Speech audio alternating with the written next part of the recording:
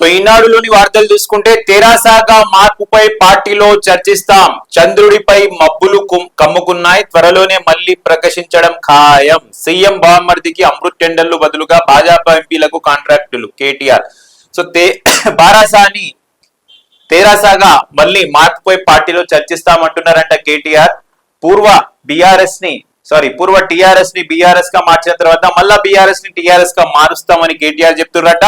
తెలంగాణ ప్రజలు మళ్ళీ కేసీఆర్ ప్రభుత్వం రావాలని బలంగా కోరుకుంటున్నారని, చంద్రుడిపై మబ్బులు వచ్చాయని అవి తొలగి మళ్ళీ ప్రకాశించడం ఖాయం, గతంలో మేము తెలియక చేసిన పొరపాట్ల వల్ల ఓడిపోయాం. సో ఇప్పుడు తెలిసిందంట కేటీఆర్ గారికి, గతంలో మేము తెలియక కొన్ని పొరపాట్లు చేశాము, ఆ పొరపాట్లని సరిదిద్దుకుంటున్నాము, ఈసారి అలా జరగనివ్వమని భారస కార్యనిర్వాహక అధ్యక్షుడు కేటీ రామారావు తెలిపారు. మంచిర్యాల భారస కార్యాలయంలో ఆదివారం నిర్వహించిన క్యాదనపల్లి ఆసిఫాబాద్ మున్సిపల్ పాలకవర్గ సభ్యుల సన్మాన సభలో క్యాదనపల్లిలో మీడియా చిట్ చాట్ లో కేటీఆర్ పలు అంశాలపై మాట్లాడారు. నేను ఆల్రౌండర్ ని, ప్రజలకు మరింత చేరువయ్యేందుకు పార్టీలో ఏ పనైనా చేస్తా, నేను ఆల్రౌండర్ ని, పార్టీలో ఏ పనైనా చేస్తా అని కేటీఆర్ గారు చెప్తున్నారంట. 2027లో అవసరమైతే పాదయాత్ర చేస్తా, అప్పటి వరకు నేను జిమ్ కు వెళ్లి దానికి సంసిద్ధం అవుతాను. అయితే జిమ్ కి వెళ్తేనే పాదయాత్ర చేస్తారేమో, రెడీ అవుతాడంట పాపం కేటీఆర్ గారు.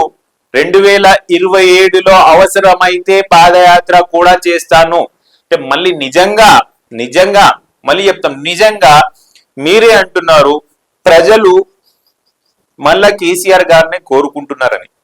ఒకవేళ ప్రజలు మళ్ళీ కేసీఆర్ గారిని కోరుకుంటున్నట్టయితే మీరు మళ్ళీ పాదయాత్ర కోసం జిమ్మికెళ్ళి రెడీ అవ్వడం మొత్తం చేసుకోవడం, 2027లో అవసరమైతే పాదయాత్ర చేస్తానని చెప్పడం అనివార్యం. అది ప్రజలు నిజంగానే కేసీఆర్ గారిని మళ్ళా కోరుకుంటే మీరు పాదయాత్ర అవసరం లేదు. ప్రజల ప్రాబ్లమ్స్ పై దృష్టి పెట్టండి, రాబోయే రోజుల్లో ఎలా చేయాలో కార్యనిర్వాహక సిద్ధం చేసుకోండి.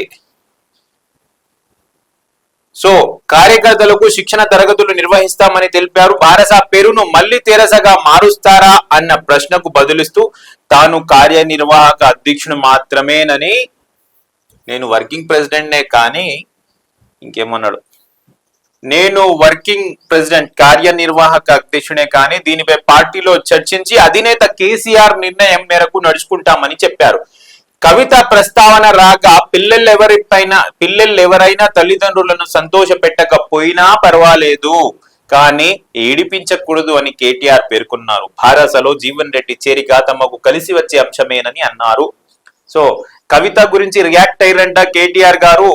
అంటే ఇండైరెక్ట్ గా కవిత గురించి కవితపై ఒక ట్వీట్ ఇచ్చినట్టే, అది కామెంట్ ఇచ్చినట్టే. పిల్లలు ఎవరైనా తల్లిదండ్రులను సంతోష పెట్టకపోయినా, ఎవరైనా పిల్లలు తమ తల్లిదండ్రులకు సంతోష పెట్టకపోయినా ఏడిపించకూడదు అని చెప్పారట. అయితే ఇప్పుడు కేసీఆర్ ని కవిత ఏడిపిస్తున్నదని ఇండైరెక్ట్ గా కేటీఆర్ గారు అక్కడ వ్యాఖ్యానించారు. కాంగ్రెస్ భాజపాలది చీకటి దోస్తానా అంట. కేంద్రంలో భాజపా, రాష్ట్రంలో కాంగ్రెస్ ప్రభుత్వాల మధ్య చీకటి ఒప్పందం ఉందని, అవి దొందేనని కేటీఆర్ ఆరోపించారు. ముఖ్యమంత్రి రేవంత్ రెడ్డి బావమరిది సుజన్ రెడ్డి సింగరేణిలో సైట్ విజిట్ సర్టిఫికేట్ నిబంధనలకు విరుద్ధంగా కాంట్రాక్ట్ పనులు చేస్తుంటే కేంద్ర ప్రభుత్వం అభ్యంతరం చెప్పడం లేదు. పైగా ఆ వ్యక్తికి అమృత్ పథకంలో ₹100 కోట్ల కాంట్రాక్ట్ పనులు అప్పగిస్తుంది. దానికి బదులుగా తెలంగాణలో భాజపా ఎంపీలకు ముఖ్యమంత్రి కాంట్రాక్ట్ పనులు కట్టుబెట్టేస్తున్నారు. సో ఇవి ఆల్రెడీ మనం నమస్తే తెలంగాణలో చదివాము.